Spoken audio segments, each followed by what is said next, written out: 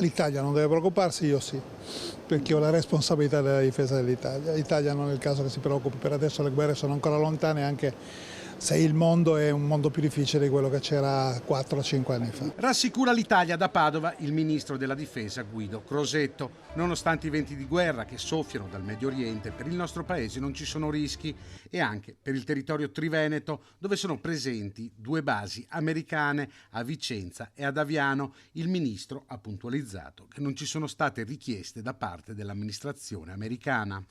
Non si deve preoccupare.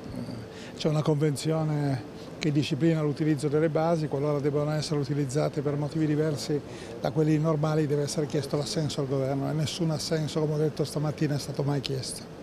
Il ministro ne ha parlato a Padova, invitato ad un convegno su pace e difesa nazionale, dove, con un lungo intervento, ha sottolineato come il mondo sia cambiato e le dinamiche che lo regolano sono diverse.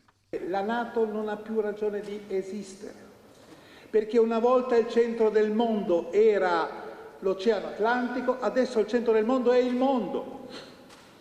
Il mondo una volta erano gli Stati Uniti e l'Europa, adesso gli Stati Uniti continuano a essere rilevanti nel mondo, l'Europa meno, ma c'è tutto il resto del mondo, non solo il sud del mondo, i grandi attori con cui va costruito un rapporto. L'urgenza è quella di dialogare con il mondo per far rispettare il diritto internazionale.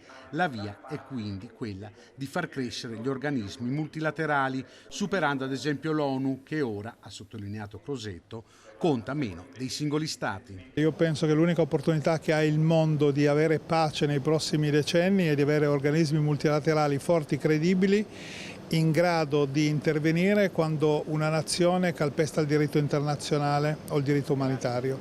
Adesso non li abbiamo, quindi sta a noi cercare di costruirli, ma noi siamo tra i paesi che vogliamo e da 2 anni, da quando siamo al governo, parliamo di una nuova importanza degli organismi multilaterali.